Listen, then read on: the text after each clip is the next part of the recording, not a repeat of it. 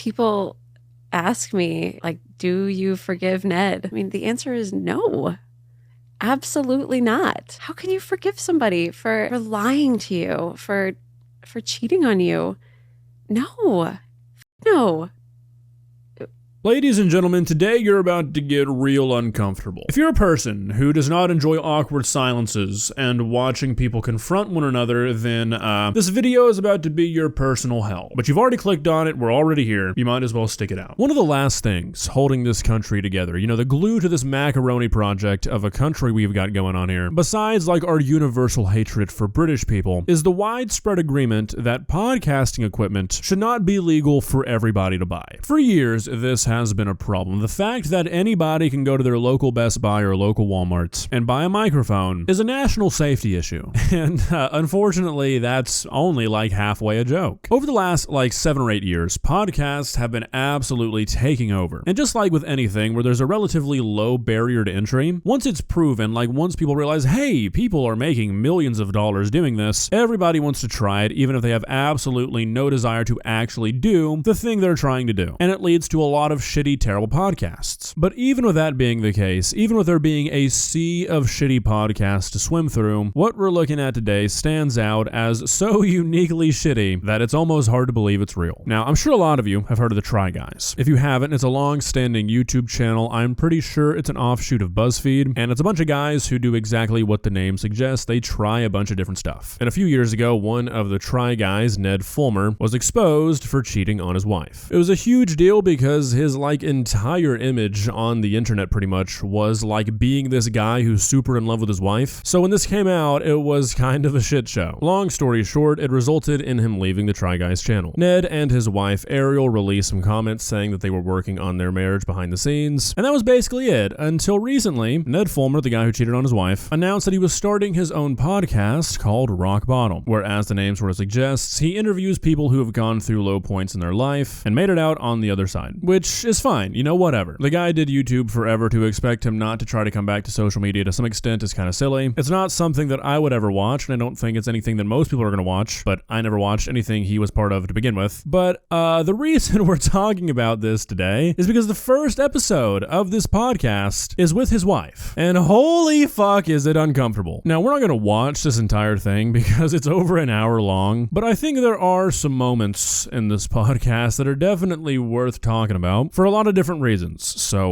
not going to try and preface anything too much because there's just too many facets to cover here. Let's just get into it because we've got a lot of shit to look at. Okay, let's begin. Please subscribe. Well, here we are. Back again. At it again. It feels weird. Feels a little awkward. Yeah, y'all did not have to do this shit. By the way, the ominous hum that you hear in the background, yeah, that never goes away. I don't know if that was added in post, try to get people to click off this video before they got through the entire thing, but it definitely adds to the ambiance. I'm like, what the hell am I doing? What am I doing? But no, I feel like this is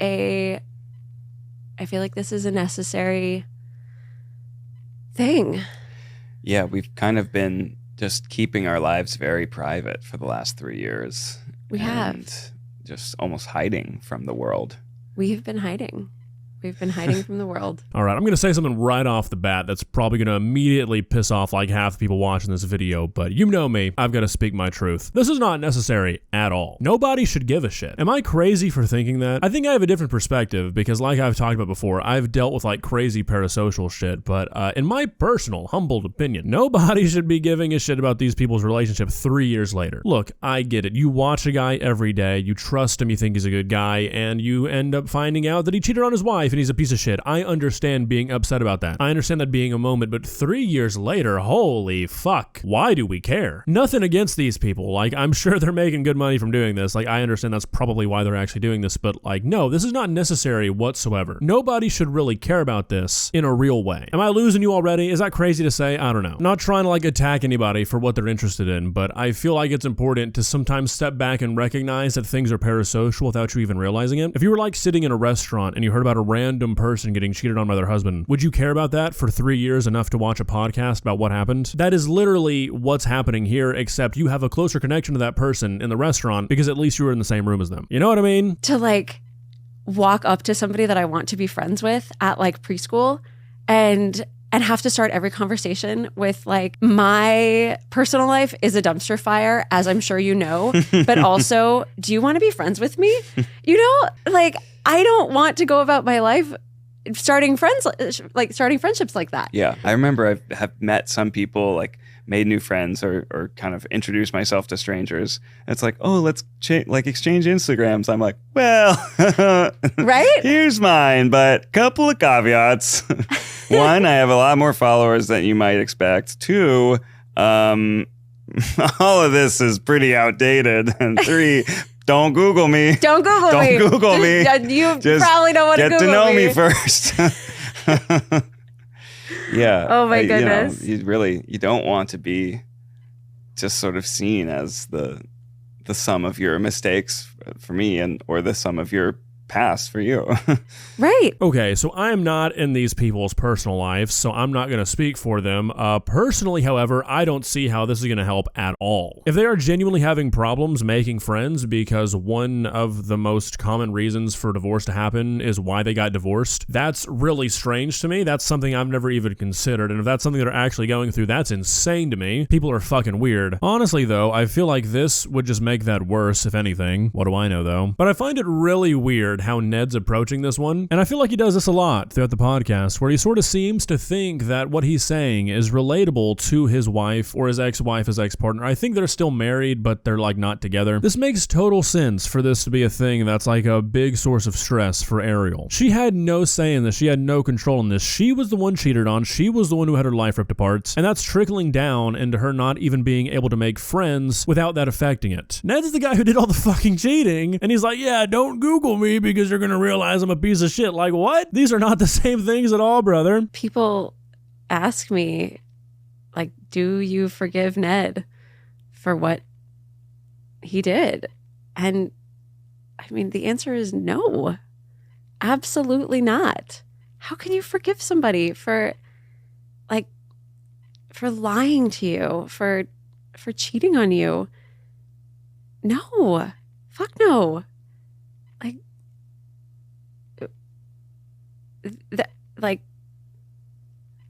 I don't even,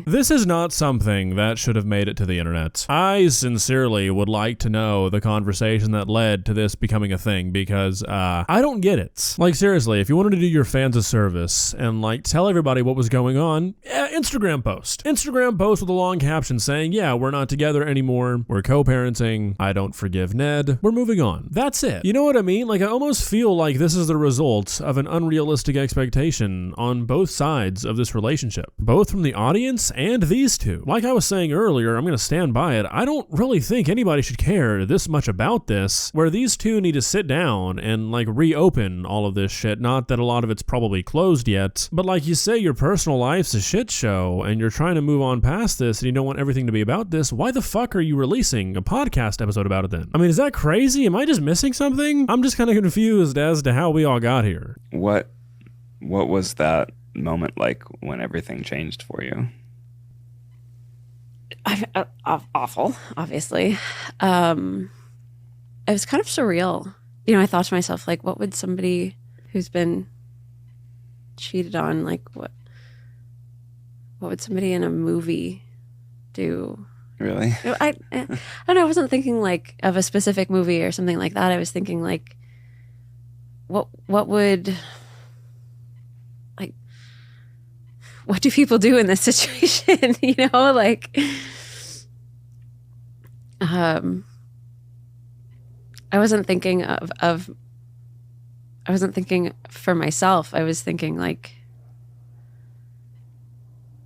what do I do next? Ned, you're really bringing in some heaters with these dog shit questions. I think my biggest confusion here is that this is clearly not, like, rehearsed. I don't even think there's, like, an outline for this. And I think that's my biggest question. Sure, I guess I can understand wanting to, like, kind of explain all this to your fans if it's a big part of your life, but, I mean, this is sort of like we're just watching a couple-led couples counseling session. We've got Ned asking the world's worst fucking questions. What was the moment like when everything changed? What does that even mean, Ned? What was it like for your wife when she realized you'd been cheating on her? Probably not great. What are you expecting there, Ned? Lovely time, I look upon it fondly. Like, what do you mean? What was that moment like? Not good. I feel like that one goes without saying. Also, I feel like Ariel should sort of be leading this a bit more. Like, I don't really understand why Ned got the privilege of steering the conversation. Obviously, this video is only going to cover a fraction of this podcast, so you're not really going to see this, but I've watched this entire thing, and he does this basically the entire time. He really only asks these questions that are sort of vague and things that don't immediately reflect back to him. Like, he kind of tries to tiptoe around the fact that this is all completely his fault the entire time. Just asking these questions that are more about moments or feelings about one specific thing, and it seems very unfair.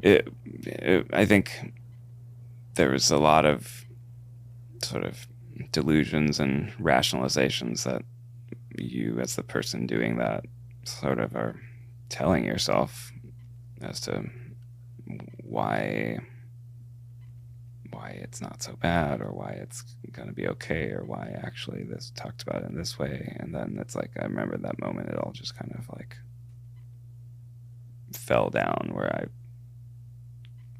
totally could see how devastated and just completely traumatized you were. And then it was just like, oh, everything changed for me as well. I'm like, oh no, this is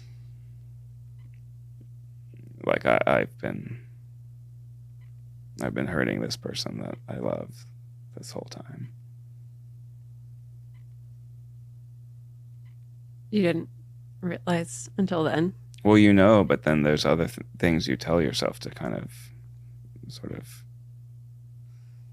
compartmentalize, or I guess.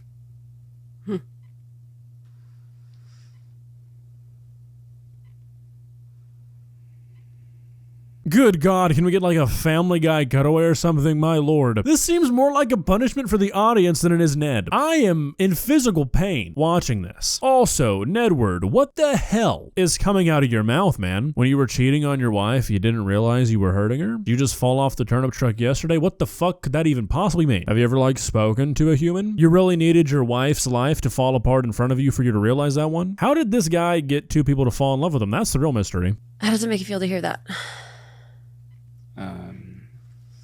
I mean, did it ever occur to you that like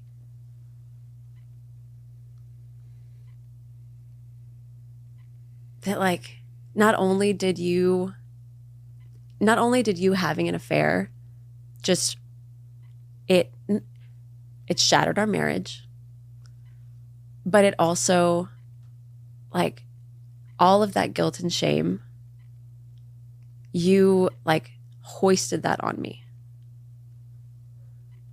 Like, you gave that to me. And now I have to carry that around for the rest of my life. I don't think it's fair that as a society you're put in that position. It's certainly not true. So this is sort of an example of what I was talking about earlier. Ariel's talking about a very real thing, a thing that happens all the time when stuff like this gets exposed to the public. When men cheat, a lot of people's knee-jerk reaction is to be like, okay, well, what did the wife do? Was she not fulfilling him? Was she being a bad wife? What did she do that made him do this? And she expresses that saying, how do you feel that you've basically cursed me for the rest of my life? That now there's a percentage of people that whenever they hear about this happening, they're gonna think it's my fault. She asks that, and he basically doesn't even acknowledge it. He's just like, oh, well, I think it's kind of unfair that society does that. Doesn't fucking matter. Society does do that. that. No shit, it's unfair. Way to keep it surface level there, Ned. That's not what she was asking. And he purposefully dodges these questions the entire hour. Which again, kind of begs the question, why are we even doing this? Maybe this is just Ariel sort of wanting to embarrass Ned, and you know what? Hell yeah, that's a good enough reason for me. But if it's like actually for the reasons they said it was for, I don't really think we're accomplishing that, honestly. I'm like tearing up just thinking about it. We were just kids. And it's like,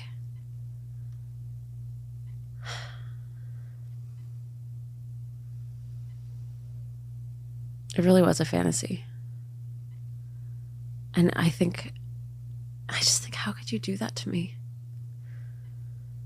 Like, who are you? Again, I'm going to stop saying this after this, but I just really feel like this is not something for YouTube. You know, not everything needs to be made into content, and I feel like this is one of those things that definitely falls under that category. Like, look, don't get me wrong, obviously these two are free to do whatever they want, but I'm also free to have an opinion about it, and based off the beginning of this podcast where they said, like, what this is meant to do, what this episode is for, you know, turning over a new leaf, setting things straight, kind of leaving this all behind them, I don't think this is very conducive to that. I think it's actually going to do the direct opposite. I'm sorry, but I don't really think anybody cared about this all that much 3 years later. You know, a great way to get people talking about your divorce and your cheating scandal again? Make a podcast about it. I'm not saying that's their goal with this. I doubt it is, but like, it just doesn't really make sense to me. I understand that Ariel probably did this to like tell her side of the story because she hasn't really had a platform for that yet, but I mean, I just don't understand the goal here. When did things start to feel a little more safe for you? I think as I just got more comfortable talking to people about like what happened, and they just seemed to not care. Yeah. You know? Like, it just wasn't a big deal. It is kind of funny. It's like the whole, you know, internet and people making TikToks seem to care so much. And then you meet anyone in real life and it's like everyone has some way to relate to some sort of a cheating story. Just like all the parents at Wes's school, or, you know, they're like, either they don't know or they don't give a flying fuck. They're like, yeah, who cares? You know, they're like, it's one of many scandals. Like, also, it was 3 years ago. Like, get over yourself. Okay, so I'm not trying to come across as like the world's most confused guy. I realize I'm getting there, but guess what? I'm confused. I thought like half the motivation for making this podcast was the opposite of what was just said. At the beginning of this podcast, they were talking about how they can't even meet new people now because people care so much. Now nobody gives a flying fuck. Why is this podcast being made? Like, genuinely, I don't get it. Like, unless I'm crazy, it is 3 a.m. and I have been recording this for hours, so maybe I'm just imagining something, but I'm pretty sure I included the bit in the video where they're like, they can't meet new people because they're going to Google them and they're going to see their social media and they're going to see the scandal and it's going to be a whole thing. So I don't know. I feel like every time they give a reason for why this podcast was made, 20 minutes later, it goes out the window. I just imagine a world where I can just be myself and not have this thing following me around, you know, where I don't have to, where maybe we are at a restaurant with our kids and I don't have to feel shame because I'm, you know, having fun. Right. You know, where people are like, oh my God, are they back together? Right. Just because I'm like having a joyful time with my kids and my ex-husband. Life is weird sometimes. Yes, like we travel together. It's we have a familial relationship. Yeah. It's we've like redefined our relationship, not as partners that are romantic partners. Yeah, those sort of like, you know, family or platonic partners and pals. if you want to say, Pals. pals. And there it is. I feel like that 1 minute should have been kind of the extent of this. Is that crazy? You know, I feel like that's a much cleaner way to do this, where you make an Instagram post or just like a 2-minute long YouTube video where you're like, hey, we're moving on. This is what our relationship is like now. This is how we feel. This is what's going on in our lives. We're platonic partners. We have children together. We're going to do this the right way, but we're moving on. We're not together anymore. We're doing our own thing. End of story. I feel like if their goal was to not stir anything up and to do this as clean as possible and just have this be a clean break where the scandal's behind them and they move forward and their life is their life again, only about 3 minutes of this podcast was really necessary. And look, it's fine that there were more than those 3 minutes, but I'm just saying, I feel like this has not really done what it set out to do. Because if you look at the discourse surrounding this podcast, it's exactly what you'd expect. It's people sort of relishing in the drama and almost continuing the scandal in a way by allowing this to sort of reopen everything. I can understand why from both perspectives this is something they wanted to do, but I definitely feel like the mark was missed and this might not have the exact effect that they were looking for. Hopefully I'm wrong, but based off the manner I've seen people talk about this on the internet, I don't think I am. Well guys, what are your thoughts? Like I've been saying, I just don't really understand why this podcast was made. Maybe not the podcast itself, but like this specific episode, it really seems sort of backwards. It sort of seems like everything they're claiming that they want to happen because of this podcast episode, the way they went about it would produce the opposite. At the end of the day, obviously it's their prerogative to do whatever they want with this situation, but I mean, I just feel like doing this was the absolute worst thing they could have done if they really wanted to sort of leave this behind and start a new chapter. Like I've been saying, I don't think anybody was really still too concerned about this or like talking about this. That's going to change now, and it already has. So I don't know, I'm just kind of confused, I guess. Shocker. I know. See ya.